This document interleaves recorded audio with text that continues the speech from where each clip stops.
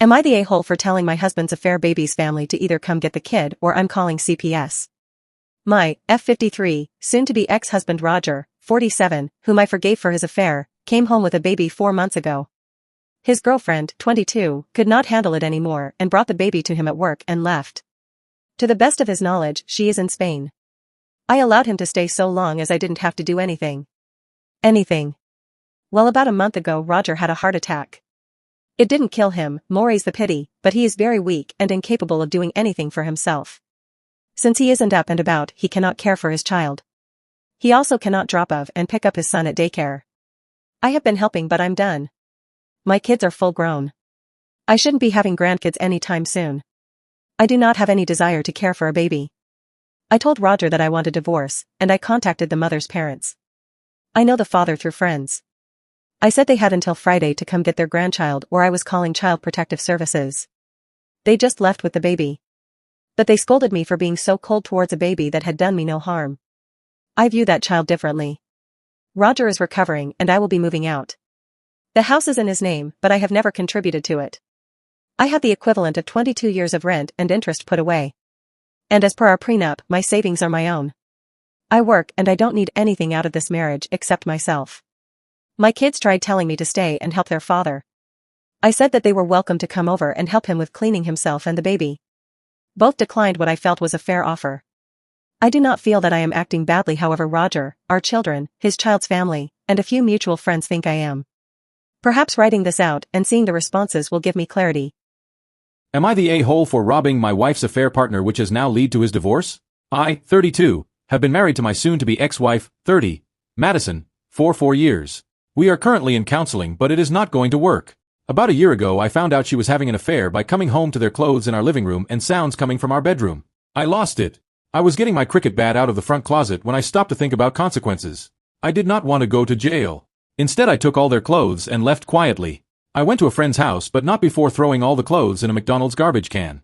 I turned off my phone and got shit-faced with my buddy. His wife hosed us off in the morning. After I turned my phone back on I had dozens of calls and texts from Madison. First scared because she got my updated flight information. Then upset that I hadn't called her to let her know I was going to be coming home early. Then freaked out that the house had been broken into. Then crazy because she figured out it was me. They just got more deranged. The guy she was with is 5 inches shorter than me and about 60 pounds lighter. So if he had taken my clothes it would be obvious. He ended up calling his friend to go get his spare keys from his house. Unfortunately for him his wife smelled a rat and followed his friend back to my house, where she saw him leaving in oversized clothes. Long story short, she took pictures and she had evidence of his infidelity, which caused their prenup to be cancelled, which cost him a lot of money. It is all one big giant shit show. It took a couple of months but my wife convinced me to try and forgive her. We started going to counseling and we were working our way through it. Until recently. In a counseling session she said that I was wrong to steal his wallet, phone, and car keys. She said that his divorce is costing him a lot of money and that I should have dealt with it in a more mature manner and that it was my fault. I have never admitted to taking his stuff. To begin with I was afraid he might call the cops. Then I didn't want to give her ammunition in case she wanted a divorce. Now I just don't care. I told her that her cheating was the reason her boyfriend is getting divorced. And that I hope his ex takes everything. I am still not living at home. I have my own apartment and I'm filing for divorce. Now that I know how she feels it is kind of a slap in the face that she is blaming me for his divorce. Am I the a-hole for reporting a woman to HR who misunderstood my comment and getting her fired? Throwaway account. I, 32M. Have been together with my GF for 7 years and we're really happy together. My GF works in the service industry, and I was raised with 3 sisters by a single mom. I'm all too well aware of the creeps that women have to deal with on the daily, and I try be vocal when other guys cross the line and stick up for them like I would my sisters. I work in a specialized industry where reputation is everything, and have built a pretty good one over the years. 3 months ago, a new woman, 24F, I'll call her Kristen, started working in our central office. She made it uncomfortably clear that she was interested in me by always standing too close and finding reasons to touch me often. I looked at how she was with other people to be sure this wasn't in my head. It wasn't. She was always touching my arm, picking something off my shirt, etc. I made a point of talking about my girlfriend frequently and showed no affection back.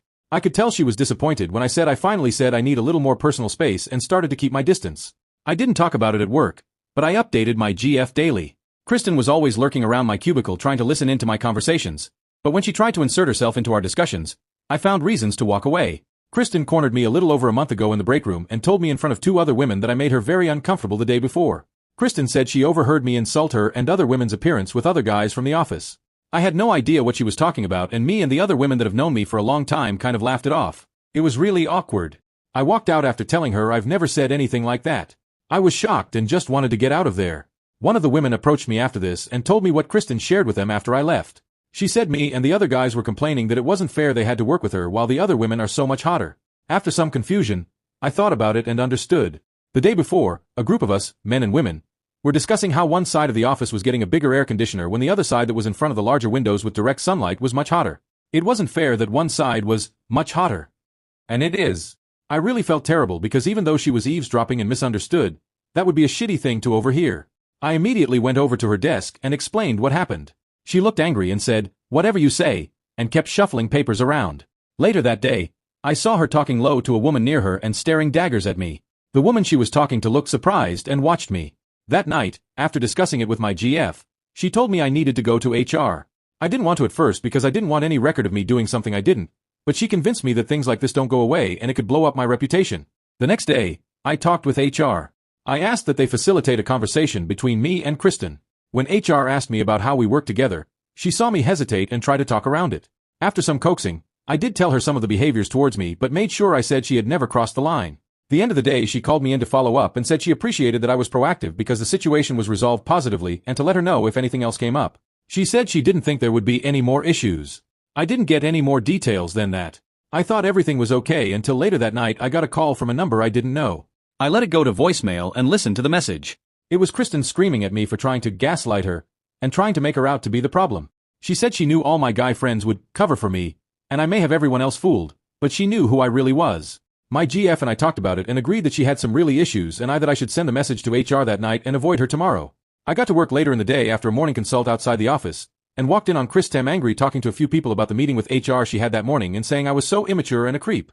I turned around and walked away. She realized I heard her and followed me begging to please not tell HR she was just talking about the meeting. She said she wasn't supposed to talk about it. She begged me and cried. She said she needed the job and she had no power in this situation and it wasn't fair.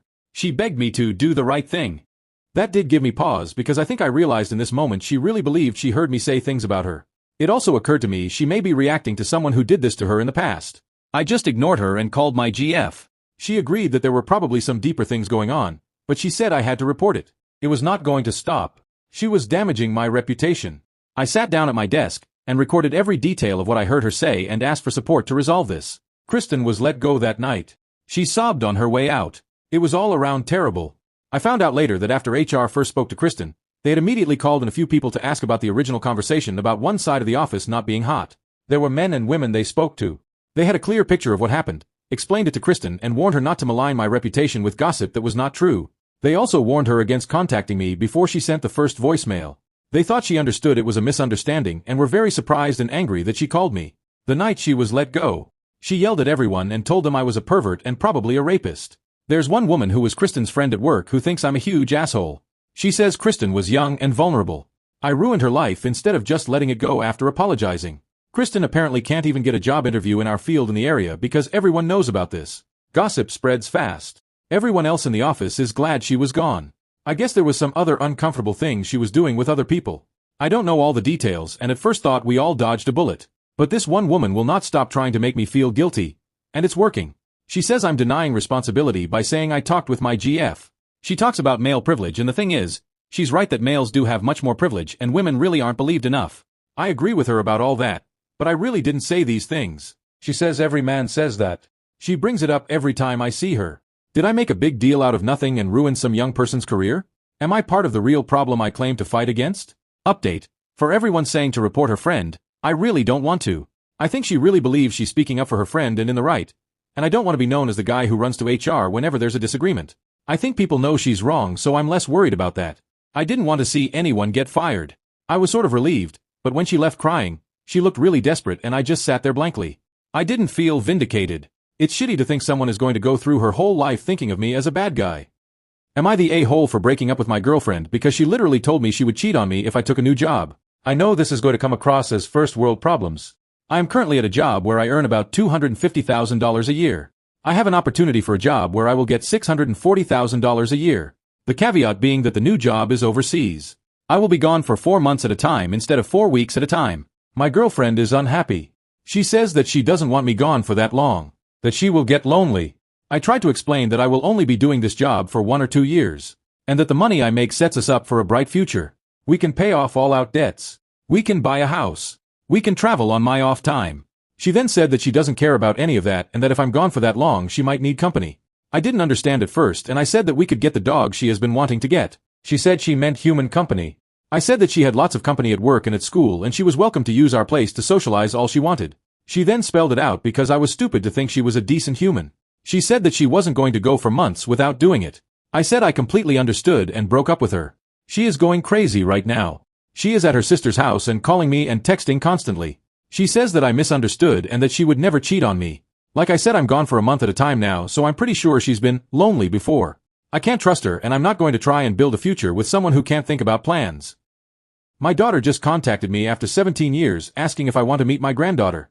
Am I the a-hole for telling her that I don't care about her or her daughter and to never contact me again? I'm not sure if am I an a-hole.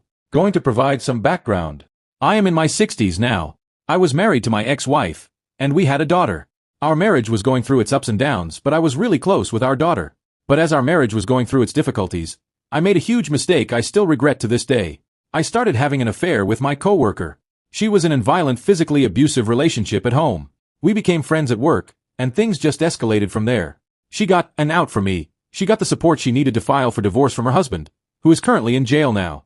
The affair went nowhere and we called it off shortly after, but I was glad that she got off her abusive relationship and that she was safe. But when my ex-wife found out about the affair, things expectedly didn't go well. She lashed out and said a lot of horrible things about me to our daughter, who was 15 at the time. I admitted full fault with the affair, but even after the divorce, I sensed that the distance between me and my daughter was growing, until one day, my daughter said she wasn't going to speak with me anymore, and she was going to cut me off from her life forever. That was the most painful thing anyone had ever said to me. I begged her to please reconsider. I still remember that day. But time passed on. My daughter kept her word, and after trying to connect with her for the first year, I gave up. I found out from one of my mutual friends that my ex-wife married a great guy. I was happy because I was hoping that would remove the hatred from my ex-wife and my ex-wife would advise our daughter to at least rekindle a relationship with me. But that never happened. I moved states a year later.